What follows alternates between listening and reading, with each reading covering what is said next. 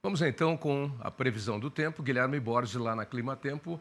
Guilherme, vou fazer um teste com você agora, porque eu não quero ser pego de surpresa. Balança a cabeça se você me ouve. Sim, Bom dia, Tavinho. Te escuto bem. agora sim. Você vê que eu sou rápido no gatilho. O pessoal falou, ih, o Guilherme travou. Ela falou, travou não, ele congelou. Falei, joga uma caneca de água quente nele. Aí o pessoal foi esquentar a caneca de água quente para jogar em você para você descongelar. Só que se for no micro, demora pelo menos 1 minuto, mas tem que botar lá e ligar. E se for no fogão, tem que botar água na caneca, botar no fogão e acender o fogão. Aí demora um pouquinho mais, aí demora uns 3 minutos. Então acho que o pessoal botou a caneca no micro mesmo e deu certo. Ó, jogaram água quente em você, você descongelou e vai contar agora pra gente como é que vai ficar o tempo, porque vai fazer frio assim lá na casa do chapéu, como diz aquele velho ditado. Rapaz, ontem tá um negócio. Dia dos Pais congelante aqui em São Paulo. E acho que numa porção de lugares, né, Guilherme? Conta pra gente o que vai acontecer.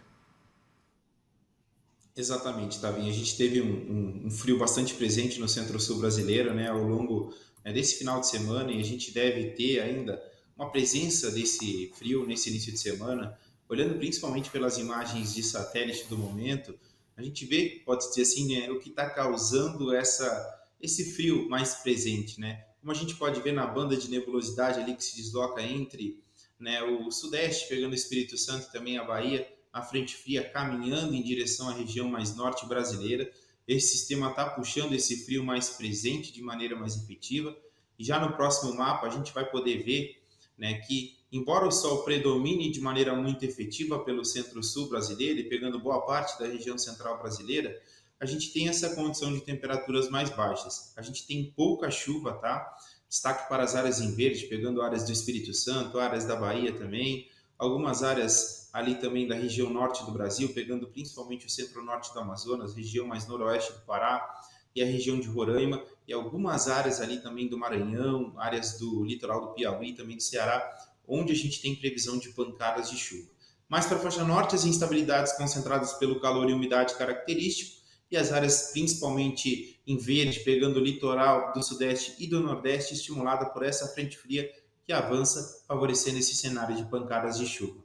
Olhando também para o próximo mapa, a gente vai ver principalmente o risco, né, desta terça-feira. Destaque para as áreas principalmente em amarelo, né, e também em vermelho, mas em amarelo a chuva chega na forma de pancadas com moderada forte intensidade, pegando mais áreas, pegando algumas áreas do Rio de Janeiro, outras áreas também do litoral baiano e também áreas ali da região mais norte e nordeste brasileira. Para as áreas em vermelho, pegando principalmente o litoral sul baiano, áreas do norte, também do Amazonas e a faixa mais centro-oeste de Roraima, a chuva ganha um pouco mais de força com alerta para temporais nesta segunda-feira. No próximo mapa, a gente vai ver principalmente a questão do tempo seco. A gente tem essa condição ainda de sol predominando, temperaturas estão mais baixas, mas assim a umidade relativa do ar segue caindo a níveis.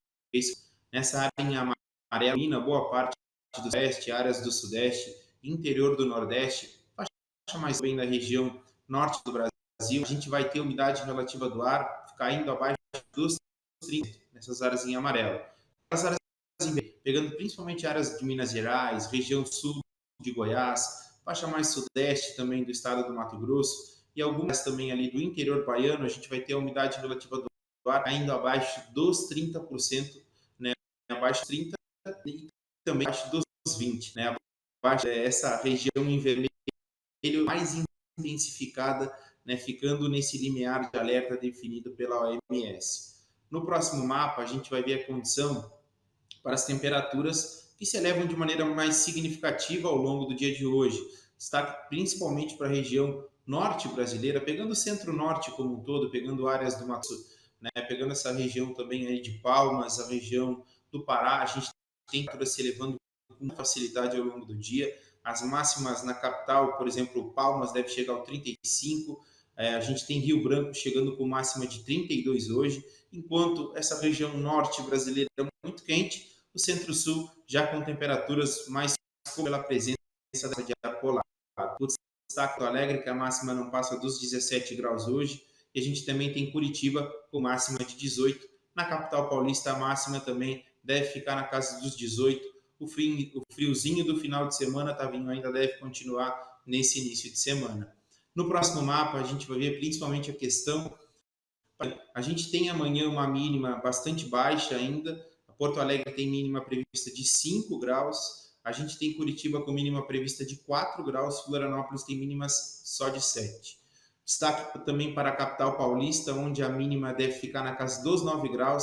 Campo Grande, a mínima deve ficar na casa dos 10 graus. Com essa temperatura mais baixa pela manhã, no próximo mapa a gente vai ver a condição, principalmente para a geada, com essa temperatura mais baixa e essa umidade ainda muito presente pela passagem da frente fria, isso favorece a ocorrência da geada. Então, principalmente na campanha do Rio Grande do Sul, na região centro-norte gaúcho, pegando a região Santa Catarina, região central do Paraná, região centro-sul do estado de São Paulo e áreas da Serra da Mantiqueira, ali no estado de São Paulo, Minas Gerais e também o Rio de Janeiro, a gente deve ter uma condição para a ocorrência de geada, e é sempre importante frisar que a geada ela ocorre geralmente com temperaturas abaixo de 4 graus. Então a gente deve ter uma configuração de bastante frio nesta terça ao longo do centro-sul brasileiro.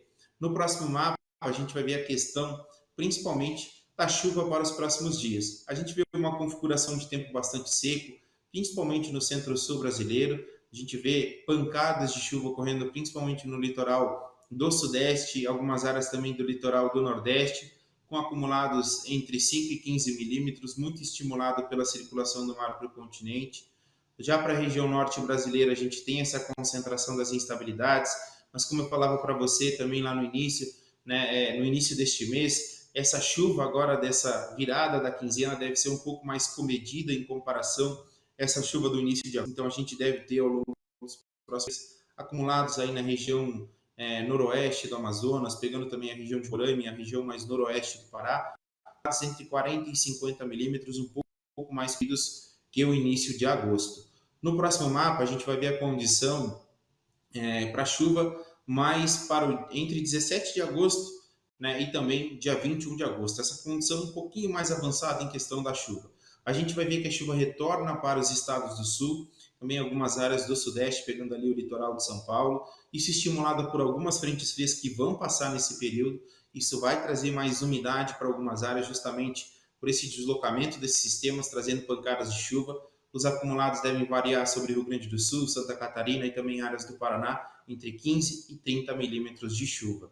Para a região mais norte do Brasil, a gente segue com esses acumulados mais comedidos, variando entre 50 e 80 milímetros, pegando principalmente o oeste, noroeste do Amazonas e também essa região centro-norte de Roraima. As pancadas, Tavinho, também acontecem no litoral do Nordeste, muito estimuladas pela circulação do mar para o continente, com acumulados variando entre 15 e 25 milímetros ali na região de Salvador, capital da Bahia. Ok, Guilherme, você descongelou, mas não descongelou muito, não. De vez em quando congelava um pouquinho, aí depois descongelava. Mas deu para entender aí tudo o que você falou. Escuta, a repórter Renata Afonso, se eu não me engano, está fazendo aí reportagens para o Dia Nacional da Semana do Campo Limpo, que é a semana que vem. Acho que é isso. Ela está rodando em várias cidades aí e mandou aqui algumas imagens de lavouras de tabaco, lá em Santa Cruz do Sul. Aqui, ó. Santa Cruz do Sul está com bastante neblina lá. Plantação de tabaco. Tabaco que é um grande produto da exportação brasileira. Olha aí. E ela aproveitou para pedir para você aí, para você falar como é que fica o tempo por lá nos próximos dias, Guilherme.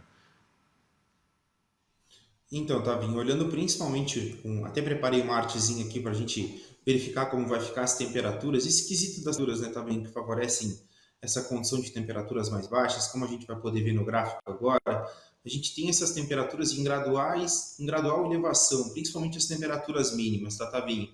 Então a gente teve essa massa fria que causou essa queda de temperatura mais efetiva agora, mas como a gente pode ver, principalmente a linha em azul, as temperaturas mínimas vão se elevando gradualmente até boa parte do final do mês. Então ali pelo dia 25, 26 a gente deve ter uma nova queda, por uma nova frente fria que ingressa, mas de maneira geral, a gente deve ter essas temperaturas mínimas se elevando, as máximas também se elevam, tá vindo, e a gente deve ter essa configuração de temperaturas aí mais altas, principalmente ali pelo dia 20, maior máxima prevista para a região de Santa Cruz do Sul, ali na casa dos 29 graus.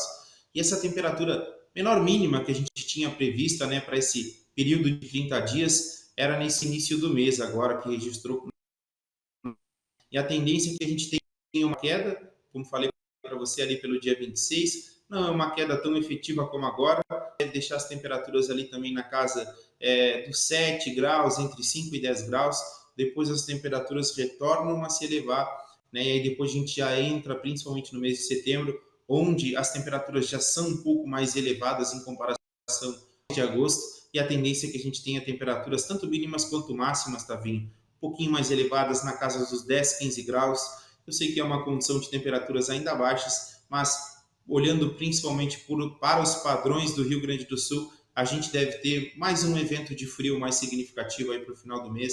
A tendência é que as temperaturas fiquem dentro de um limiar mais característico do período, tá vindo? Ok, Guilherme, tá aí então as informações do tempo, sempre aqui no nosso programa, no primeiro segmento. Hoje foi para o segundo porque o Guilherme congelou, a internet congelou e quase congelou de novo. Guilherme, obrigado aí, uma ótima semana para você que está só começando, amanhã você volta, tá bom? Obrigado, Tavinho. Um bom dia para você e para toda a audiência.